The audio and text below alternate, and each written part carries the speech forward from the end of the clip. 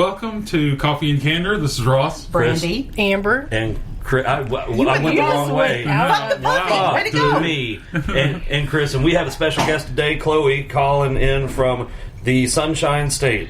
Well, actually, the Sunshine State's Florida. Is Florida. Son of a Jesus. bitch. The Golden State. Christ on a crack it up boy Fuck stupid off. today. Fuck off. Good Lord. Like we had to have our round the table introductions from the get, and he fucked it up. God. I hate all y'all. So, how's your weather there today, Chloe? It's a Sunshine State. It is sunny, and I want to say it's probably about, I don't know, 80-something degrees. Oh, wow. Oh, good God. Nice. It's We'll 31 trade. degrees here. And gloomy. Yeah. It was weird because when I woke up this morning, it looked like it was going to rain. But I was like, nah, it'll be fine for Super Bowl Sunday. Ugh. Ugh. Yeah. It's nasty here, trust me. Really? Yes. Ugh. I'm telling you, it's just cloudy and gloomy and like literally 32, 33 degrees. Yeah, the low Saturday is supposed to be 16. Yeah. What? That makes my bones hurt. Yeah, it hurts my feelings too. Wow. See, I like seasons. We don't get seasons in LA. We don't. Like, at all. Usually, okay, we get summer is 340 days. And then we get, 3 weeks of shit winter. oh my God, like winter is wet and gloomy. Spring is like Oh, a and minute and a half. An afternoon. Yeah, and then fall, which is glorious, is not nearly long enough.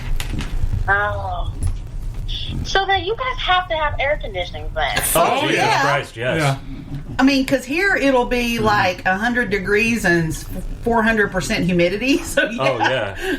Oh, yeah. Oh, gosh. So then that reminds me of like when I went to Texas for the first time ever. Yeah, same, Yeah, no. same weather. Yeah, same weather. Really? Yep. Yeah.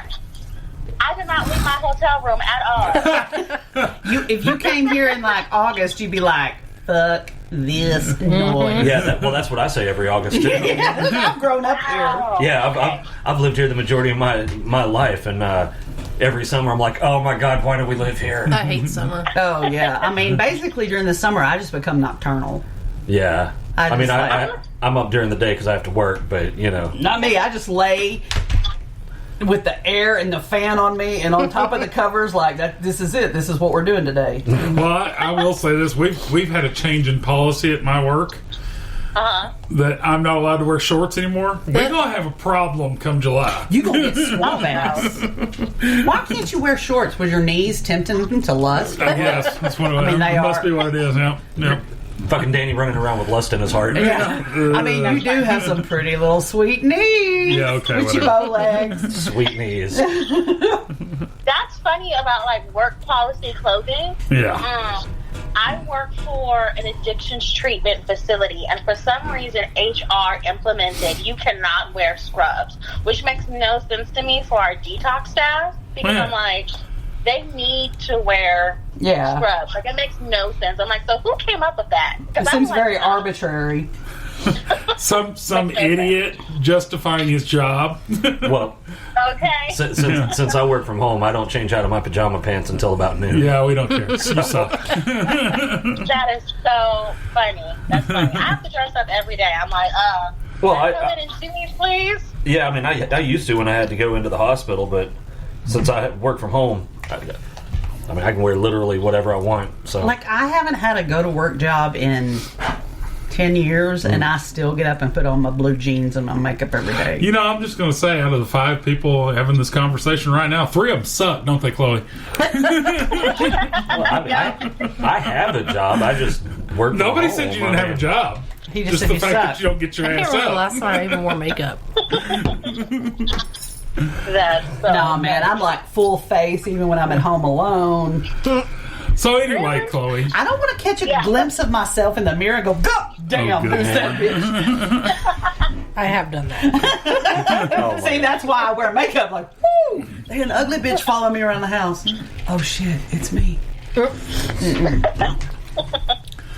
So anyway, Chloe, the reason that you're on the podcast today is I saw something here, I guess it was about 2 weeks ago, and you and I kind of started talking about it back and forth on Messenger.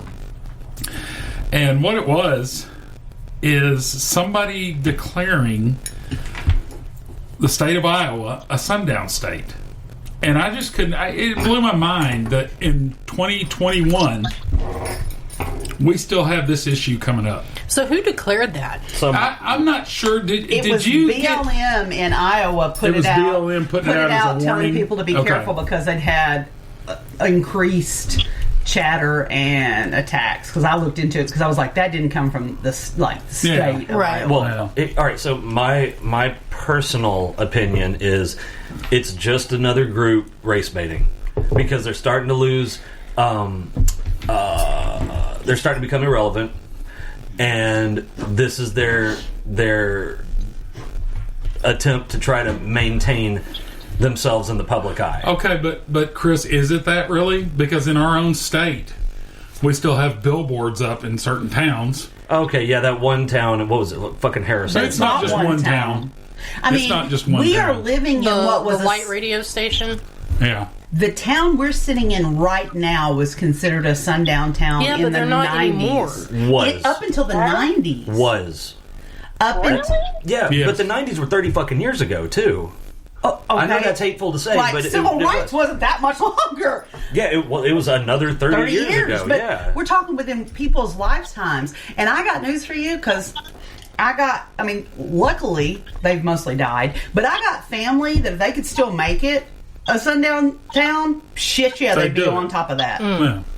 They ain't all dead but- yet either. But, you know, with that generation having been, for the most part, gone, I mean, that hasn't been the case here for, I know, 20 years. I know in...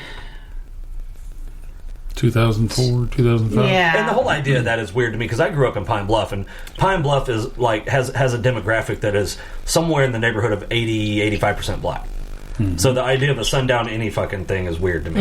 Well, yeah, in Pine Bluff, and that's your experience. But I'm telling you, it's still relevant. Still today, it's relevant. It's not like that's something that's all in the past. It's gone.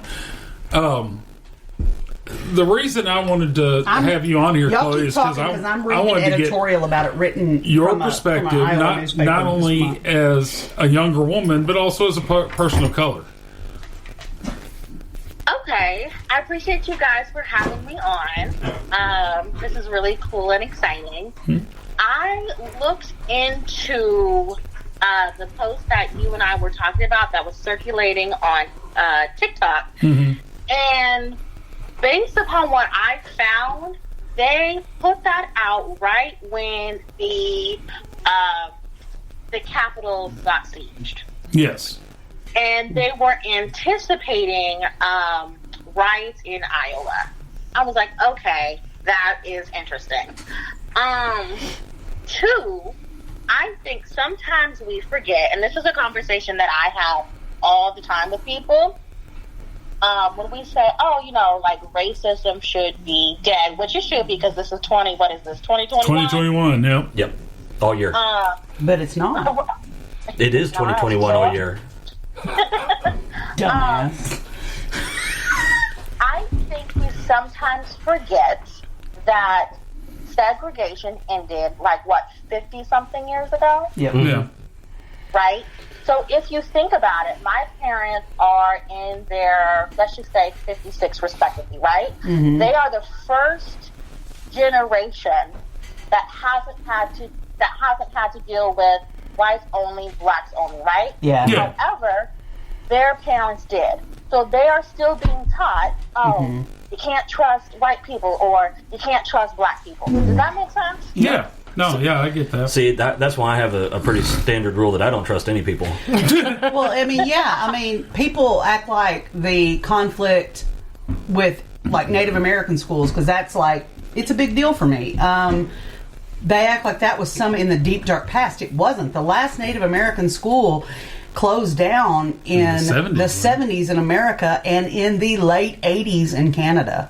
Is that the one where they like indoctrinated them to act white? And they were shit? beaten if they used their language. Anglicized, I guess, is probably the better way. I mean, we like to pretend like, because there's such ugly periods in the world, we like to pretend like they're in the deep, dark past, but they're not. Right. I don't think anyone's pretending they're in the deep, dark past. We just realize that that's not relevant now. Well, But it is society. relevant for the people like she's talking about. This is like the first generation of Native Americans are just now coming out of it, so it's still very looms large to them. You know, it's not something. It hasn't become lore. It still feels present. You know, I mean, the people that are living it that lived it are still alive. I know. I'm just saying they're not living it anymore. I'm not saying forget about it or anything, but... Well, but here's the problem. Like, our own state legislature is trying to pass a law right now to not teach any of that happened in our state. Why? That's dangerous. Everybody seems like they're trying to talking just erase history. Central High, as far as the civil rights movement, was the first desegregation. that was the first school in the nation that was that was a nationwide story. Yeah, they're literally trying to pass a law so that that's not taught in schools. See, so I mean, that's what I'm saying. Are they going to try to take down the Little Rock 9 statue? I don't know. I honestly don't know. I mean, you say, okay, but it's not relevant, but there's still people out there trying to make it relevant. Well, see, and that's the problem. Chloe, if you want, just yell over me. Yeah. You're actually going directly into my microphone. So. Yeah. But what I have a problem with that whole thing is, number one, if we forget our history, we will repeat it. Exactly. That's been shown time and time and time again. And number two, and this goes to that whole thing where people want to pull down statues that hurt their fragile sensibilities. You know what? Does seeing that statue hurt your feelings? Does it make you uncomfortable? Fucking good. It should. Yeah. You know? Because every time you see that fucking statue, every time I guess Auschwitz is in Poland, a Polish person drives by Auschwitz, do they get sick to their stomach? Fucking good. Good, because that keeps it in the front of their mind that can't happen again. Yeah. Because that was a dark period in their fucking history. And if you forget it, then it just gets a little bit farther away. Yeah. And then whatever happened to make that happen gets a little bit easier and a little bit easier to accept. So I'm looking at a map of Iowa, and it's talking about their sundown towns. And I know you can't see this on the podcast, but the white dots. The white dots are probable sundown towns. Oh, I see a red one too. The orange dots are more than likely, and the red dot is they make no bones about it that there's only one, thank God, but that they're proud to be a sundown town. So, but if you put all of those together, you're talking maybe 1% of the state. So to declare the whole state a sundown state is pretty fucking dumb. Well, I agree with that, but I bet if you were brown and you were looking at this map, it would hit you harder. You know what most people don't realize, and when I tell them this, Los Angeles County, believe it or not, actually has one of the largest KKK chapters in America. Wow. Really? Wow. That's sad. I did not know that. I'm gonna turn this up, and I'm just gonna back away from my microphone. That didn't actually help anything.